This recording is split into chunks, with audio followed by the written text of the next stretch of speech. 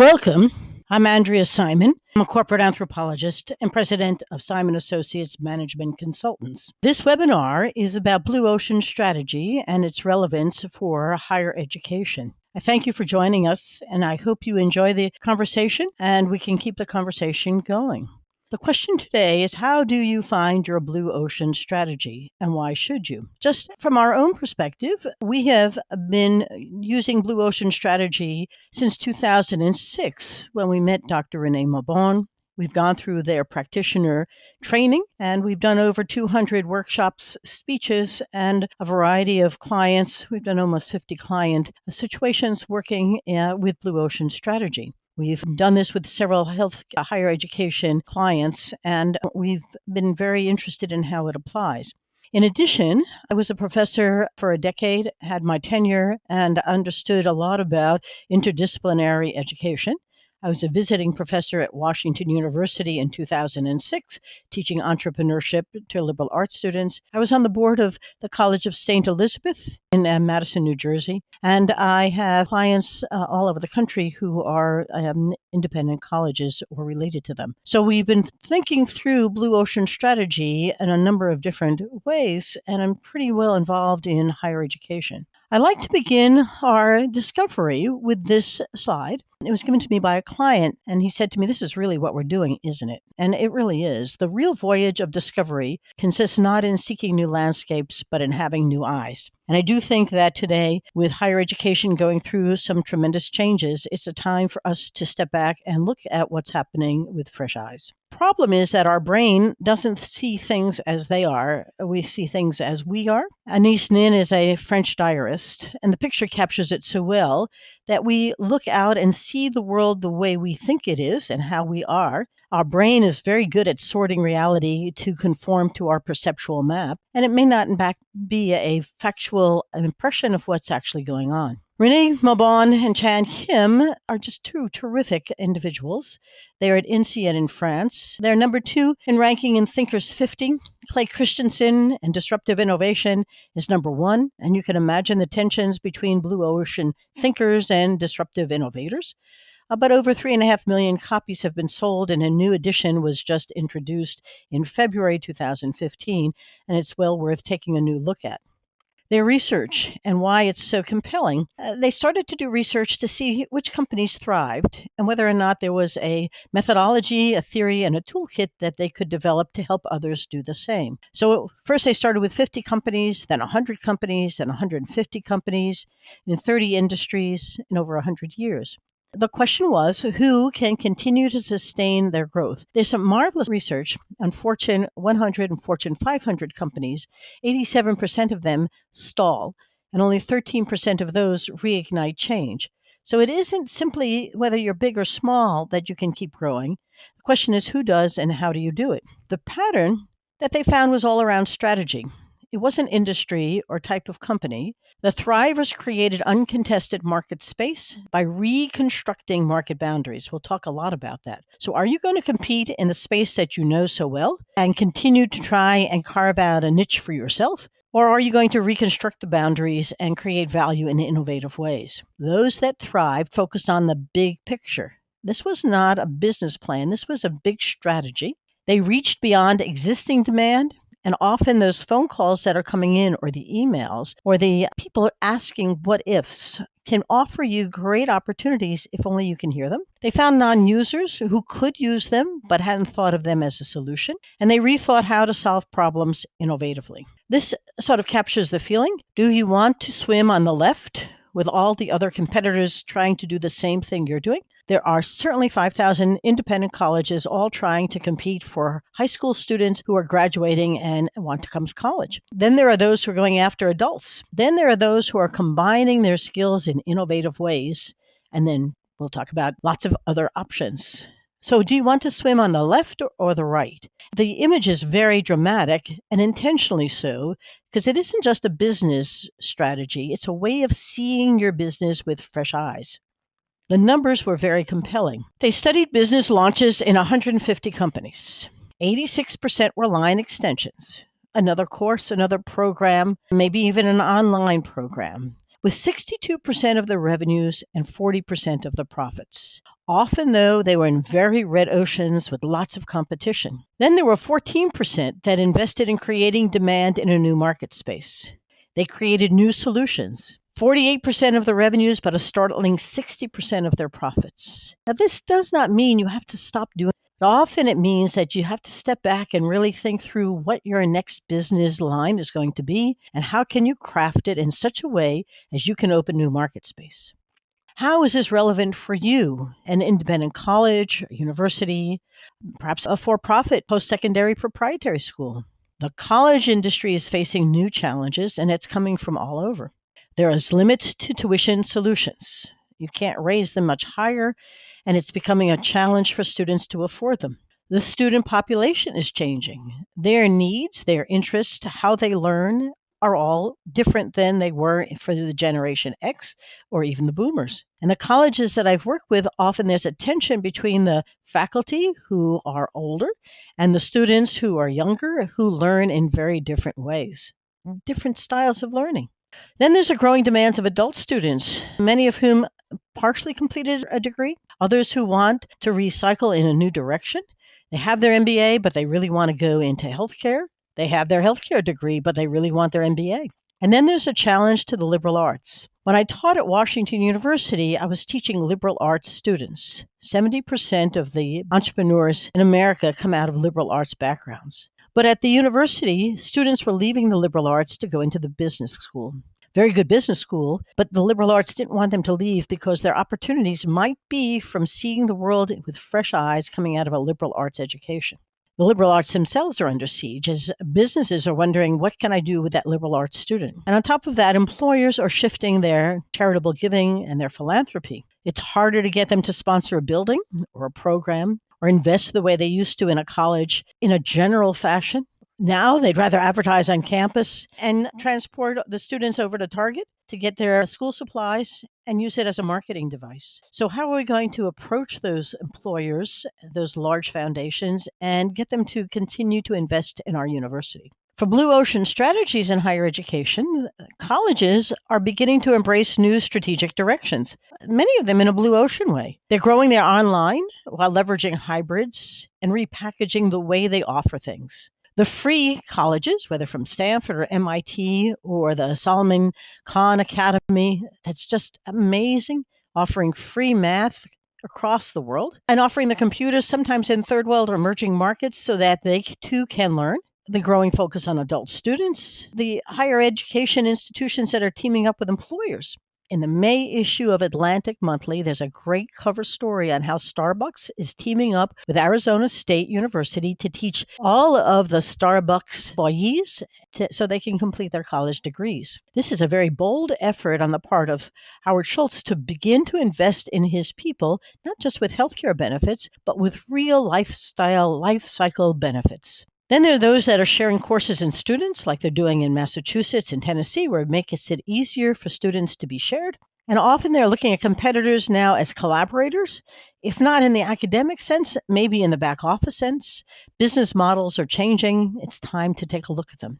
There are two key questions. Can you add value in an innovative way? There are lots of incremental ways to add value, but innovative value additions are really quite dramatic. And then can you create demand for your new solutions? Quite often, I work with companies who have a good idea, but a poor way of creating demand for it. I found two colleges that express this blue ocean approach extremely well. Linda Thor, president of Rio Salado College, writes, Rio Salado has long accepted that in the new economy, alliances are the way to get things done. Some years ago, we spotted an unmet need, blue ocean thinking, for a new learning format that would allow adults, an unmet need non-user, in the workplace to obtain occupational certificates and degrees. Since then, we have developed a market niche by partnering with the biggest and best employers in the state. Whole new blue ocean strategy.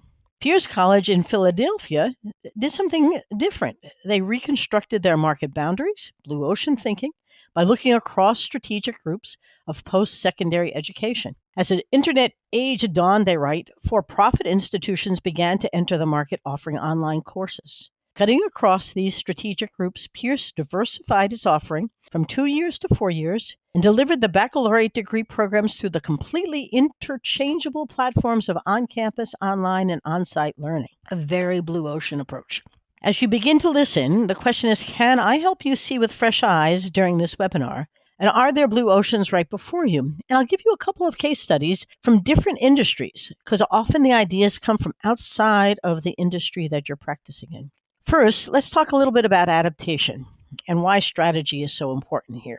Darwin, it's not the strongest and the smartest that thrive or survive. It's the most adaptive. And as we look better at a genetic evolution, what we're learning is that lots and lots of things to mutate allow us to select from a wide variety of possibilities. It's not a bad metaphor for what colleges should think about, because we don't always know what's going to work and how it's going to work.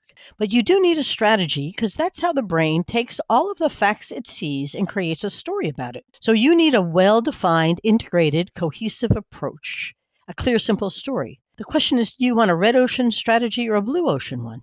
All strategies ask, what customers or markets are we going to serve? What differentiates us? What's our value proposition? How key processes give us a competitive advantage? And what are the human, technological, or organizational enablers of this strategy? These are very key questions.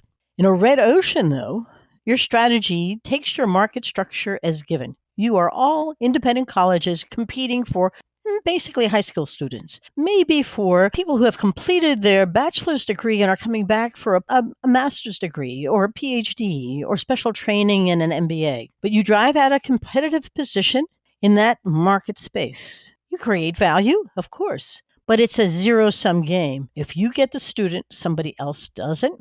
And if you don't get the student, they do.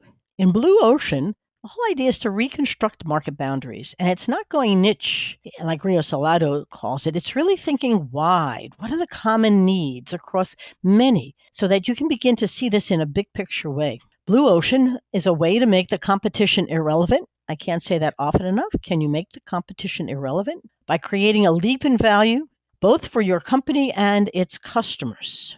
This often comes from lots of ideas, click moments, unexpected ideas that come from conversations. They come from inside and outside your industry, your current market segments, and your buyers. They're not necessarily from inside the college that you're working with right now. You really need to go and spend some time in the day of a life of a student or a prospective student. We talked about 6 paths.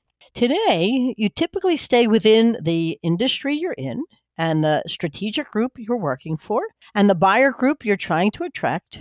And you define the scope of your product or service in a particular and narrow way. And you look at the functionality of what you do or the emotional nature of it. Is it fun or is it serious? And then time. You're looking at today or the next year. Blue Ocean goes across these.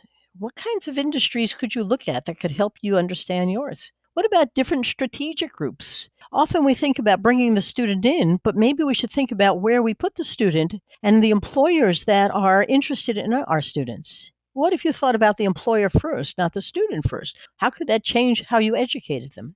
Buyer group. We think now about the student as the buyer. Well, what else could we do to make it simpler and easier for them to buy? One of the things Starbucks and Arizona State are doing are offering counselors, financial counselors, guides along the way, navigators to help them ensure that the person makes it through the whole educational process. Functional and emotional orientation of your industry. I'll show you one in a second that was very serious. By making it more fun, it grew geometrically. What are you doing to make it either more fun or more serious? And how could that create a value innovation for you? And time, what are the trends? Very important. What are the trends and how can you capitalize on them? Now, the different strategies have very different sets of assumptions. In a red ocean, you're competing in existing market space. You want to beat the competition. You exploit existing demand. You make the value-cost trade-off. I'll explain that.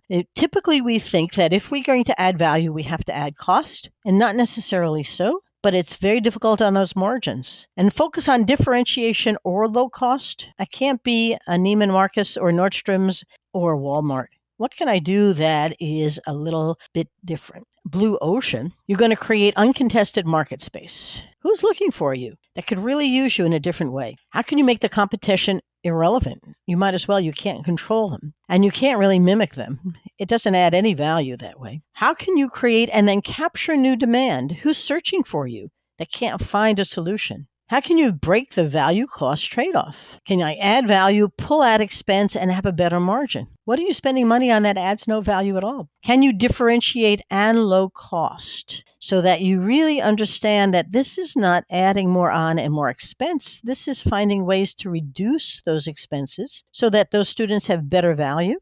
It's always interesting to me that you look to attract the high-end SAT student. Maybe you should attract the low end. And you're thinking about bringing them in?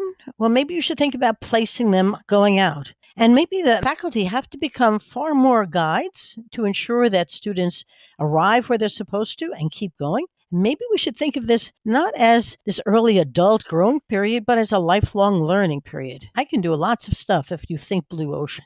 The key is, can you add value and innovate? Can you find non-users who could use you? Look for unmet needs, capture and create demand, and change your focus.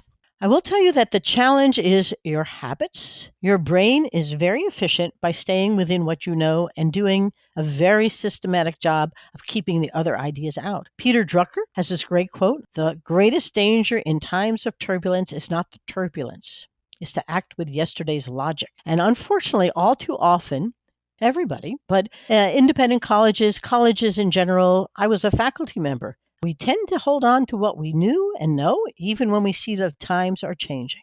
So in order for me to help you change, I have to help you refocus and see with new eyes. In a half-hour webinar, it's not that easy to do, but I'm going to try. And so I'm going to ask you to play along with me as we begin to explore, because I don't know whether you want to stay in a red ocean of bloody competition or you want to move into a blue ocean of unmet demand and begin to find new market space. So I want to take you to a different place and introduce you to Andre Rieu.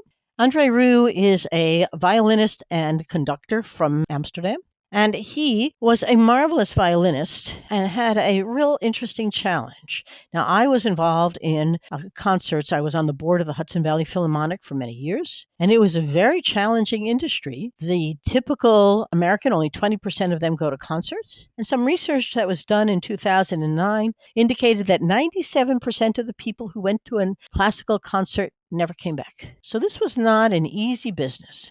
Andre Rieu was a wonderful violinist, although some of his critics didn't think so. What he saw were two things in the audience. The first, he saw lots of people sleeping. And I will tell you that we often thought about our program in terms of those early nappers. There also were a lot of gray hairs and no hairs, older adults.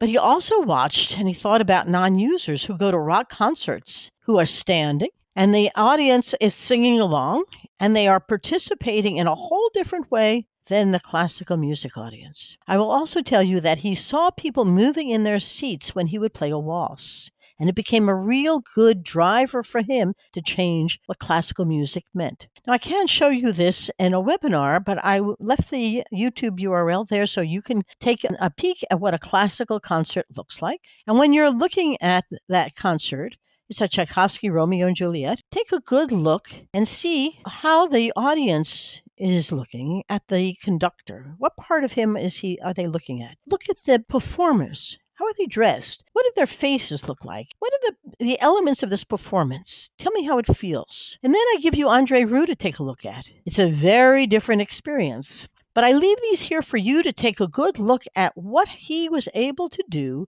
to transform classical music and open it up into a big blue ocean. He became a maestro for the masses. And if you've looked at those two videos, you're going to say, oh my goodness.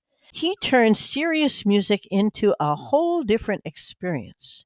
He also focused on non-users. The audience here is filled not with gray hairs and no hairs, but with people of all ages and lots and lots and lots of women who really loved his performance. He also changed the experience on stage so that the orchestra itself was no longer serious. They were moving, they were smiling, they were part of the whole performance and engaged with the audience as well. He took his venue to big boxes, and these gave him the opportunity. He knew how much it would cost to put 60 performers on stage, but if you're performing for 1,500 people, the ROI is very different than if you're presenting to 15,000 people.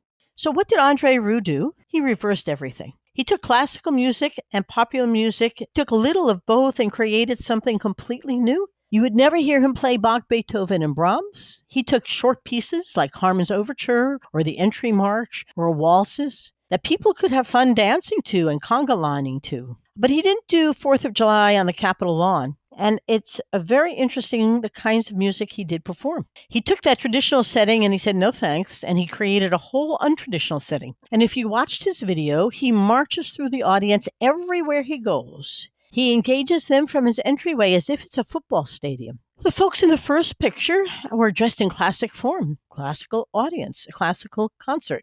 Colors and fashion are key in Andre Rieu. The brain remembers colors much better than it does black, and it really does love it.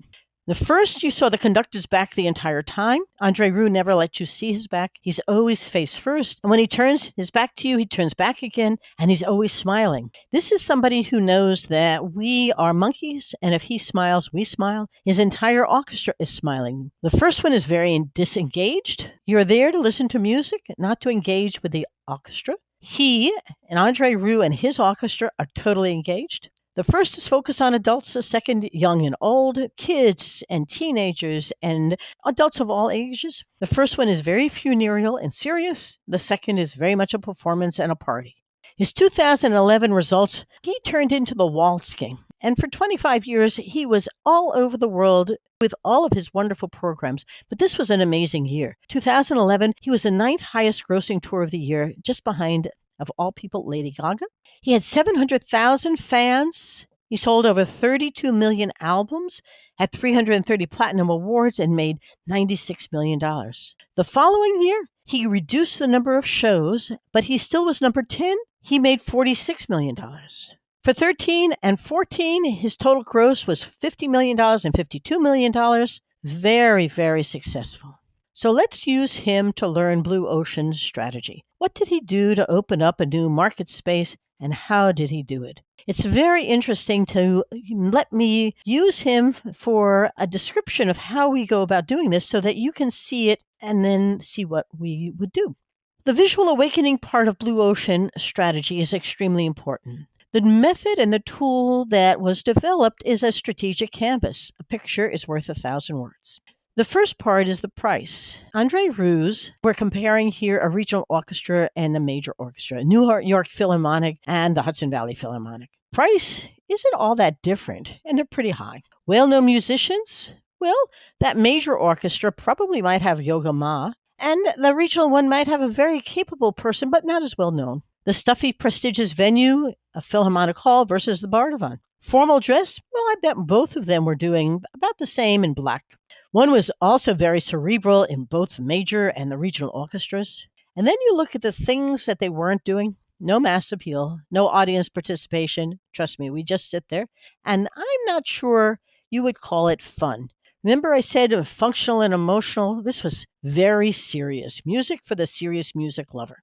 They were substitutes, targeting the same audiences. They really didn't offer alternatives except maybe a little difference in price or a difference in location. Andre Rieu watched his audience sleep.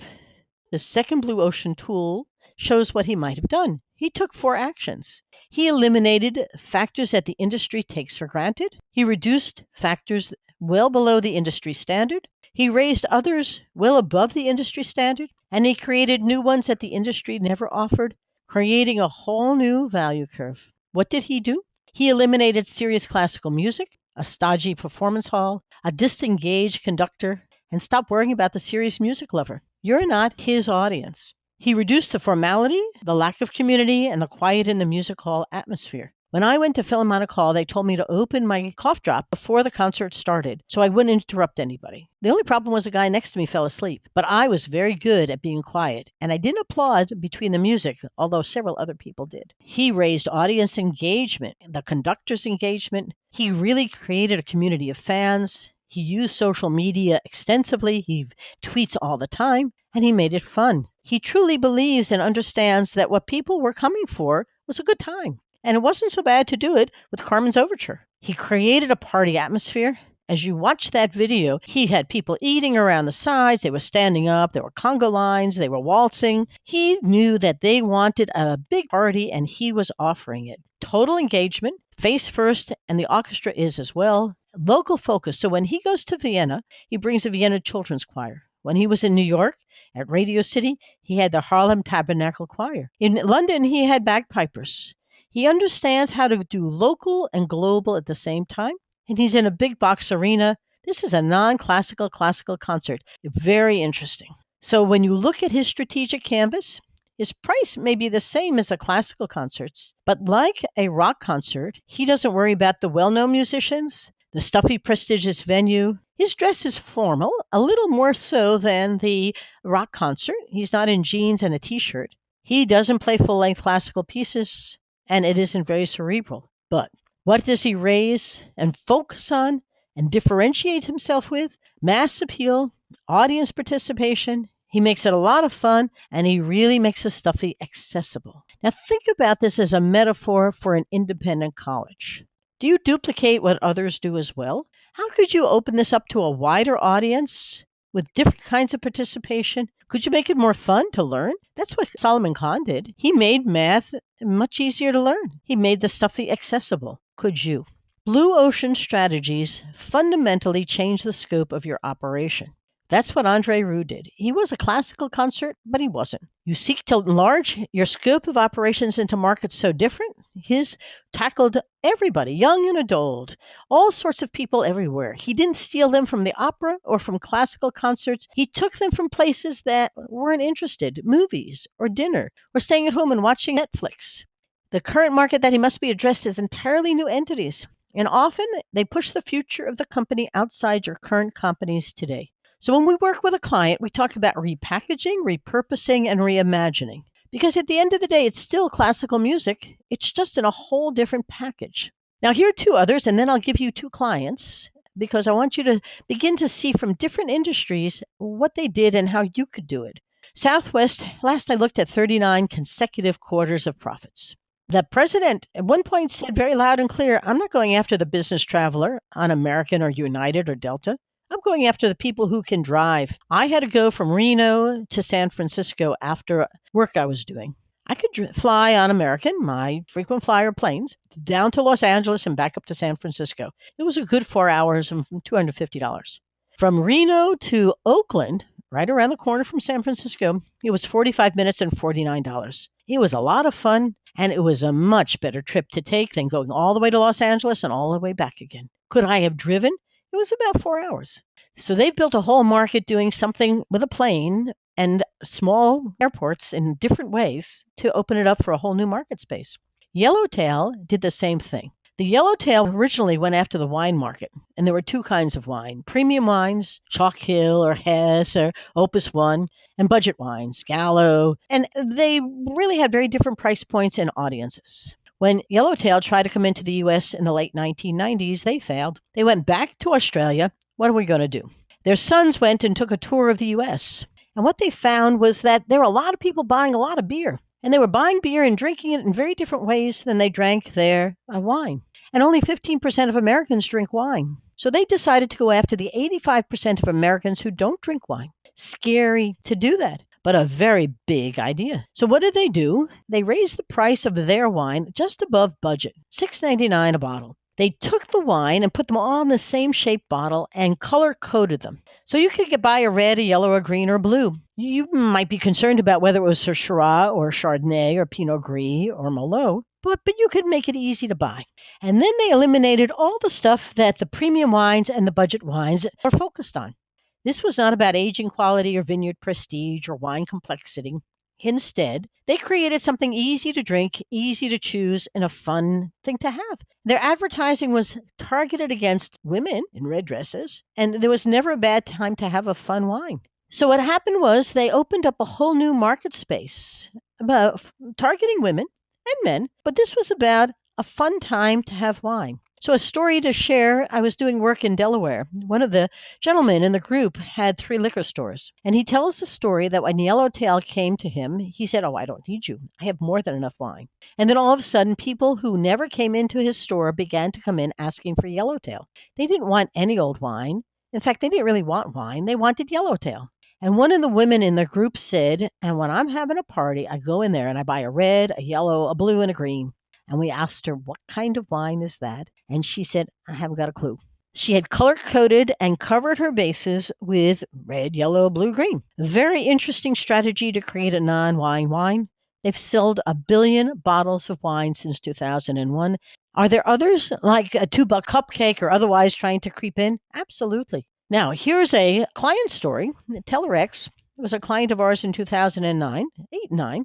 And they answered the telephones for very high-end companies. And they were very sad because they had 3 years of no growth, and they were looking at 3 RFPs that didn't come through. So we were hired to help them open up a blue ocean.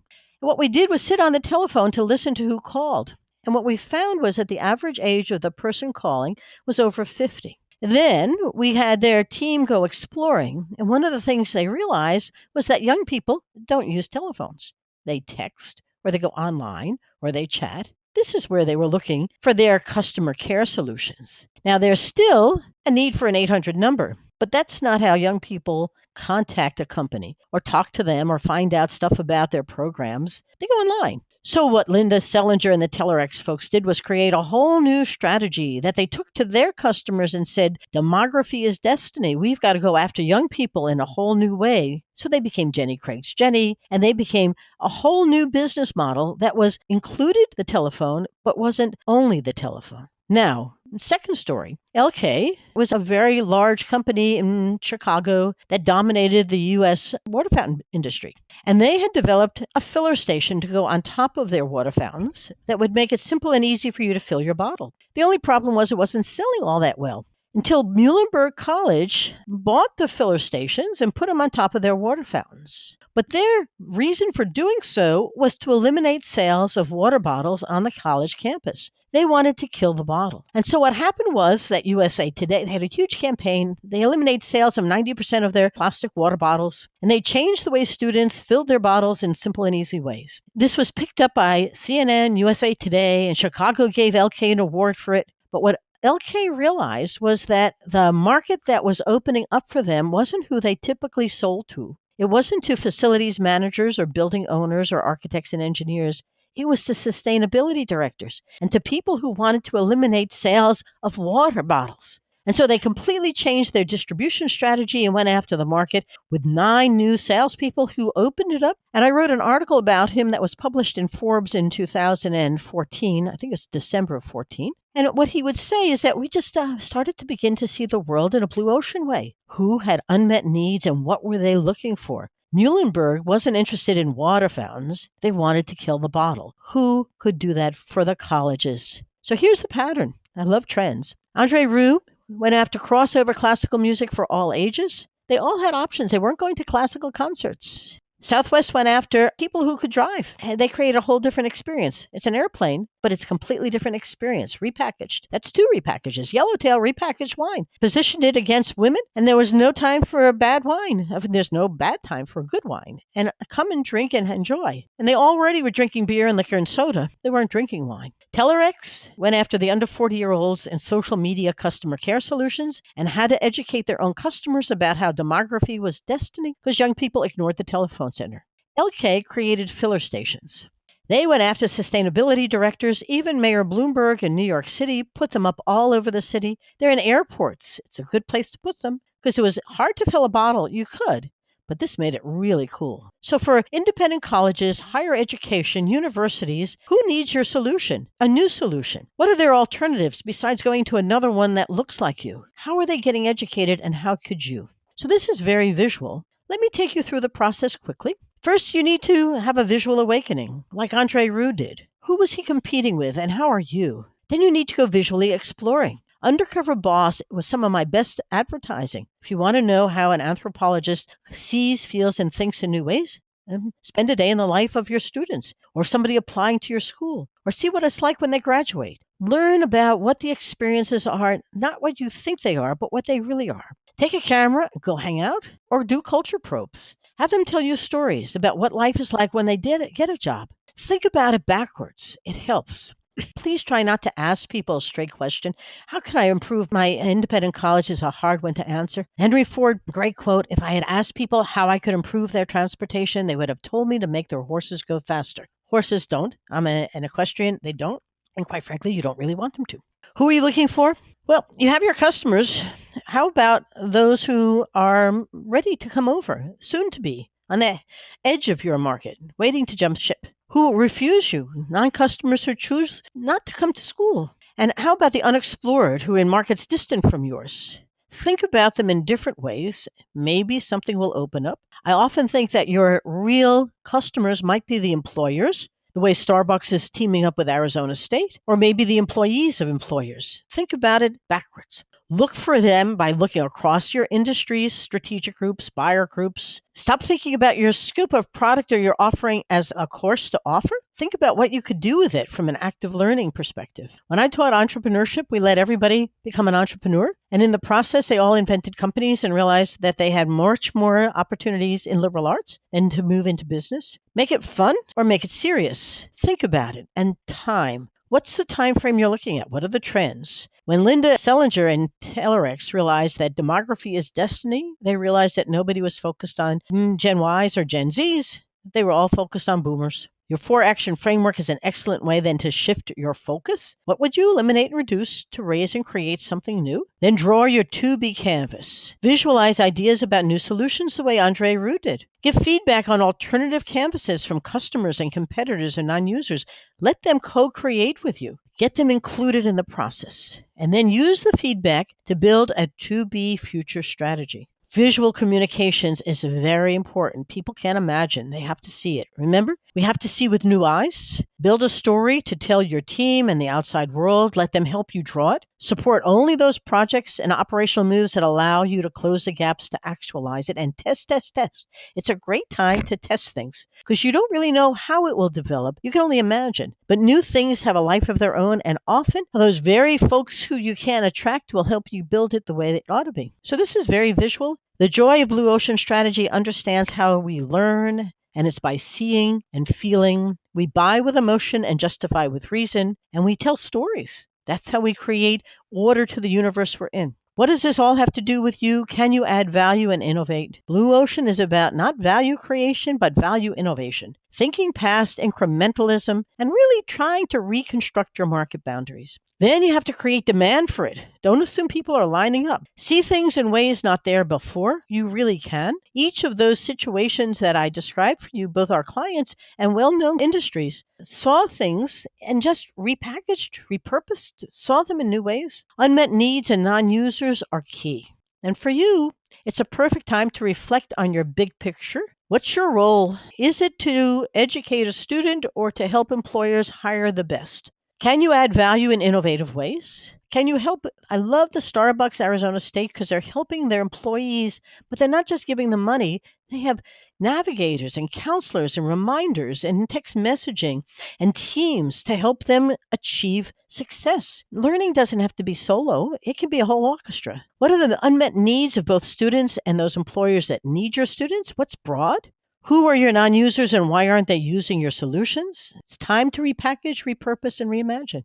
My final thoughts, are there blue oceans for you in higher education? If you believe there are, you will see them. If you don't believe it, you can't open your mind up to ever see them. Should you seek a blue ocean? I hope so, because it could open up an entirely new opportunity for you, ones that are waiting for you. And often people are asking for them and you don't see them because you don't want to see them.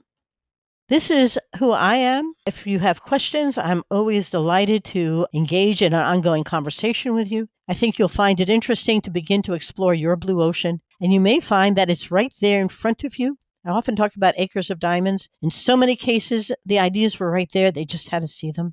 Thank you so much for taking this webinar with us. Please let us know if there are any questions that we need to answer, and please stay in touch. Thanks again, and bye now.